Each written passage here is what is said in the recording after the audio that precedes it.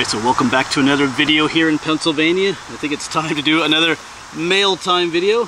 Don't have a ton of mail for this episode. So we did some of the more recent mail I did do at when we camped at Salt Springs State Park a couple weeks ago. I shared some of the mail there, but I have some new mail to share. And interestingly enough, I got mail from 3 different Debbies in this episode. Plus, you're gonna get quizzed in this episode. Leaving here, there's a bunch of postcards in here from the covered bridges of Bedford County, and I'm gonna quiz you. We've been to most of them, I think, in Bedford County, but we'll see if you remember which ones we've been to and which ones we've not, but that'll be for later in a bit. I'm still dealing with my broken glasses. I don't know if you can see, I did a better repair job to them. Yeah, it was last Friday. Today's Thursday. What is today? The 17th of August. But yeah, I think I talked about that in another video. I just took them off my face and they busted right here at the nose piece. But I was able to take a piece of wire. I took the copper wire out of like the insulation, and then I was able to slide the 2 broken nose pieces into the insulation part where the copper wire used to be. If that makes any sense. And it kind of works, but it's kind of wonky yet. But anyway, it works for now. But I do have another camping trip planned, but I mean, that's on hold until I get my new glasses in, because they're just kind of uncomfortable, to be honest. At least I have something that kind of works. Where is that other camping trip going to be? Yeah, like I said, as soon as the new glasses come in, I'll plan that. Well, it's kind of already planned a little bit, but I want to go up to Central PA, Heiner camp at what's called Heiner Run State Park, because I'm trying to get our state park in PA. Heiner Run. Heiner View State Park is right there too. It's supposed to be one of the best views in Pennsylvania. There's actually 2 separate state parks. And then there's a Bucktail State Park too, which is kind of not your typical state park, but we'll talk about that when we actually hike it. So if we do get to all 3 of those state parks, that'll take us up to 109 state parks, because we're currently at 106 from our last big trip we took up to northeastern Pennsylvania, which is fun. Because I would plan on getting to the Clinton County high point on that trip as well, plus some other spots. But anyway, let's get into some of the mail here, and let's do the first one. So this is from Deborah. I guess you could call her Debbie. I guess that's where I got one Debbie from. Yeah, so technically she's not a Debbie, she goes by Deb. It's close enough. Yeah, she's the one that sent us the postcards. So here's where your quiz comes from. Yeah, the covered bridge postcard packet. That's actually pretty cool. A bunch of postcards. So let me count how many there are first, and then it's quiz time. Yep, so there are 14, which I figured there should be, because there are 14 covered bridges in Bedford County. Just want to make sure of that. So here we go. So to get 100%, you gotta get 14 out of 14. So it's either yes or no. Have I been to this covered bridge? Yes or no. So the first one is Jackson's Mill covered bridge. Have we been to this one? And the answer is yes. We were at Jackson's Mill covered bridge already. Next one is Felton's Mill covered bridge. You can see that there. Oh, the wind is blowing my covered bridges away. So have we been to Felton's Mill? The answer is yes, we have been. So 2 yeses so far. All right, the next one is Turner's covered bridge. Doesn't really show the outside, just kind of an inside shot. So have we been to Turner's? The answer is yes, we have been. It's 3 yeses. Fourth one, here's Bowser's covered bridge. You better get this one, because we were just there recently on the last trip out to Bedford County. So it's 4 yeses. Number 5, the Riot covered bridge. And the answer is yes, we have been there. So 5 out of 5 for yes. Number 6, the Hewitt covered bridge. Have we been there? The answer is no, we have not been to Hewitt yet. So 5 yes, 1 no. I'm losing count. Anyway, here's Snook's covered bridge. Have we been there? Yes, that was one of the more recent ones. So 6 to 1.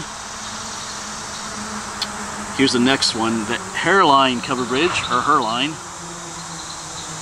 And that would be a yes, too. I'm kind of losing count of everything. The Nestle covered bridge. And that would be a yes. How about, this is just, make sure it's, all right. The clay comb covered bridge. We've been there? The answer is yes, we have been there. So far only one no. Here's one, the Hall's Mill covered bridge. Have we been there? And the answer is no. We have not been there. The Palo Alto covered bridge. The answer would be no. We have not been there. So 3 no's. The Colvin covered bridge.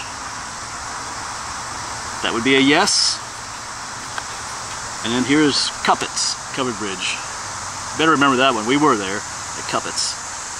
So looking like only 3 no's. So that tells us we've been to 11 of the 14 covered bridges in Bedford County.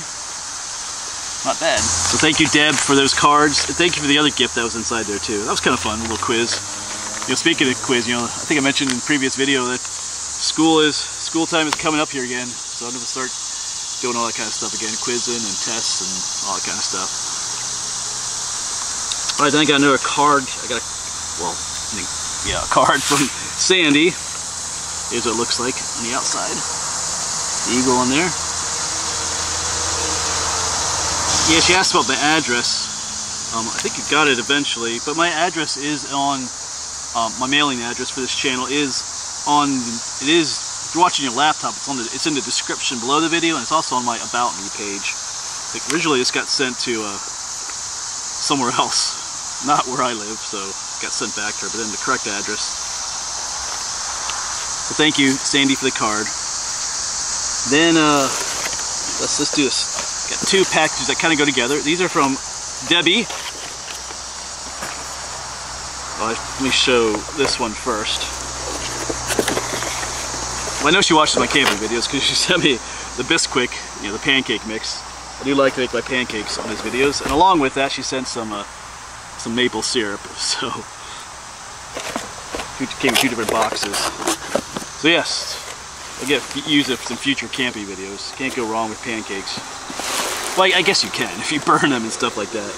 Then I do have a bigger box here from Debbie, a different Debbie, from Debbie and the other Deb. That was kind of interesting. I don't think I've ever had that before. I've had mail time before where there was these 2 Debbies, but now we have a different Deb, not Debbie, but anyway. Let me get to this. All right, so the one thing that was in here, food-wise, were these little yummy things. What are they called? Pizzelle dark chocolate. I think my oldest sister used to make something like these, but they weren't the dark chocolate. They were lighter colored ones. There were 3 packs of these in here, but they're gone. Down to the last one. They're actually kind of yummy. We're gonna do a little bit, compete with the traffic back there a little bit, but that's what they look like. They're real thin, not overly sweet, but they're yummy, and they disappear quickly. All right. There were a couple notes in here, which I'll get to in a moment. There's this. This is a bag. Find your part. I can use this for something. Like on my camping trips and stuff, there's always need for bags and stuff, to be honest.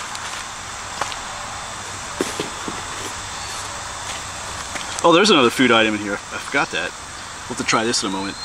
Shortbread, pure butter shortbread. Probably got this idea because when I was at that, I did the Fort Loudon video. I had a shortbread there, so we will try this in a moment. Let's try it now, actually. Let me just take a quick glance in here. Yeah, there's no other. Everything else in there is a little bit related to each other. Let's get this open. I forgot this was in here. I was too busy eating the other stuff. Oh, there you go. That's what it looks like.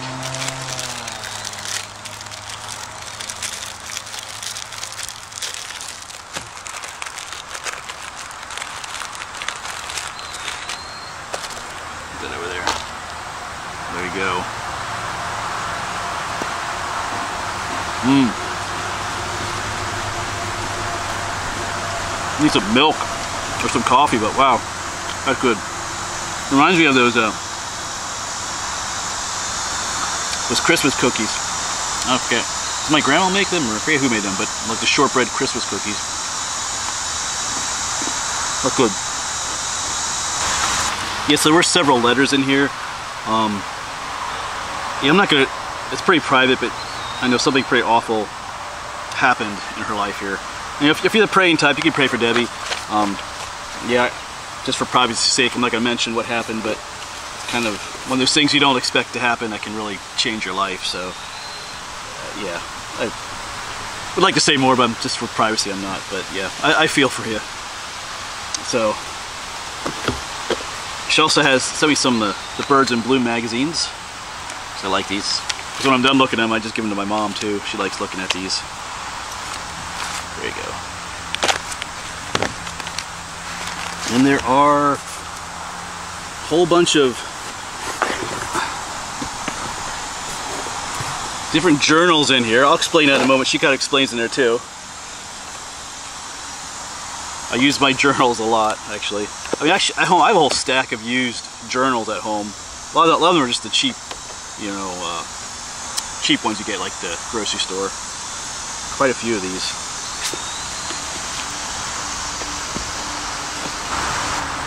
Here's the one that all those who wander are lost. That one. Notes and plans. That's a good one. I like how that one feels too. And there are more in here.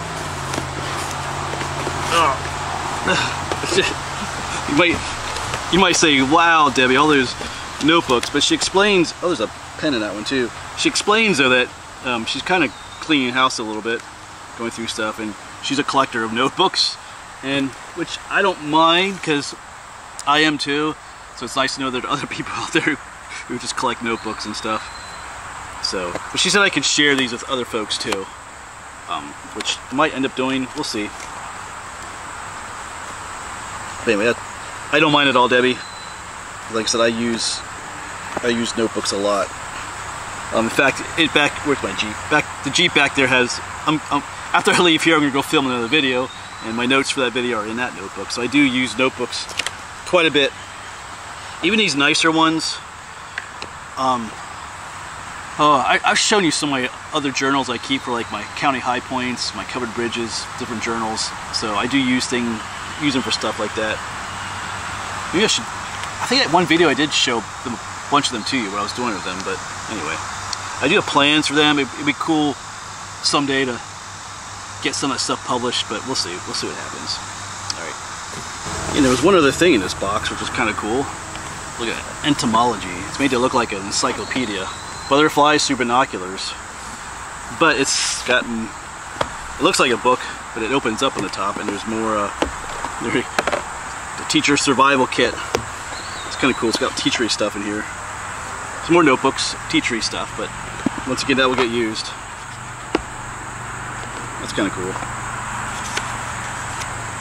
That's what it looks like. So, and then there's another letter here, a longer one, which are some questions she asked in here, which I want to get to in a moment. Let me find those. All right, so I found the correct letter here. Could you please explain something when you do your mail video? How do lichens and moss start to grow, and is it dangerous to a living tree? And the answer to that is no. Neither moss or lichens are dangerous to trees. Moss actually doesn't have roots or anything like that. They just have, they just grow on the outside of the tree. So they don't like, unlike fungus, which actually delves into the living tree itself at times. Moss doesn't do that, nor do lichens. I'll explain what lichens are in a bit. I think she asked that. Yeah, what exactly are lichens, and are they in the same category as moss? No, lichens are a whole different thing. Then she says, I was also wondering how mushrooms seem to appear out of nowhere and grow so fast, especially after a rainstorm, or if the grass is dewy in the morning and it's sunny. And I think that's, hold on a second, let me redress. Yeah, she talks a little bit more about the moss and lichens. Yeah, moss and lichens do not kill trees at all. So if you see a bunch of it on the tree, it's not harming the tree at all. Okay. Yeah, moss are in the in the plant family. They're actually different than other plants. Moss don't have, I don't know how technical we want to get here. We teach this in biology, but moss is cut in a unique family group within the world of plants. They don't have what they call vascular tissue, like the xylem and the phloem inside them, so moss never grows really tall for that reason. But so anyway, but lichens are they're an interesting thing. Maybe some of you don't know what lichens are. Lichens, I'm trying to see if there's some around here. I don't really. Anyway, they often grow on the side of trees or on rocks, like on bare rocks. You'll see lichens. Like there's sometimes there are light color or dark scaly growth on the tree or the rocks. Those are lichens. They're actually a symbiotic relationship between a fungus and algae, which is kind of interesting. There's nothing to eat on the rock, but they can grow there because the algae that's living in the mushroom or the fungus is using photosynthesis to get energy from the sun, and they're sharing that energy with the fungus, and the fungus is giving the algae a place to live, and they kind of work together to be able to grow in pretty extreme conditions, but they are not in any way harming the trees that they're growing. And lichens can grow on, like, I think she mentions some of the different furniture and stuff, like some of her aluminum furniture. Yeah, lichens will end up anywhere they can grow, especially if they're sitting somewhere for a while. They'll grow on items like that. Oh yeah, the fungus. How mushrooms seem to appear out of nowhere when they grow so fast. So to answer that, when you see a mushroom coming up out of a ground or a log, you're not seeing the whole fungus. The actual fungus, or what we refer to as the mycelium, is actually growing underground or in a rotten log. If you ever tore open like a rotten log, you see all that white stringy stuff, that's the actual fungus, okay? What you're seeing as far as the mushroom is just the fruiting body. When the mushroom is ready to reproduce, it sends up that fruiting body. And usually it begins as just a little bud just below the surface of the ground. And if you get a nice rain, that bud initially pops up through soil and expands right away. So it's already kind of there. So when it gets that fresh rainfall, it just bursts out of the ground and it expands right away. So that's why they can just appear out of nowhere. But they don't actually grow that fast. They're actually just kind of there. Kind of like if you take a piece of foam and squish it and let go, it kind of expands. That's kind of what the mushroom does, the fruiting body. So when you see those mushrooms anywhere, you gotta realize that underground or in the log is the main part of the fungus. That helps or makes any sense. I could go into a lot more detail, but I'd be sitting here for like an hour talking about moss and fungus and all that kind of stuff. I will be shortly, again, talking about that stuff in my biology classes. So anyway, but thank you everyone for these gifts, the journals, the food items, everything, the well wishes and stuff like that. It is appreciated once again. Shortbread. So, I'm gonna talk my mouth full. So, yeah, Debbie, feel free to send more journals if you need to. I know of other people that might be able to use those too if you need to find another home for them. So, alright, I'm headed out to make another video on the Doan gang. Go ahead, right to a nearby spot here. So, as always, folks, thank you once again, and hopefully we'll see you in the next one.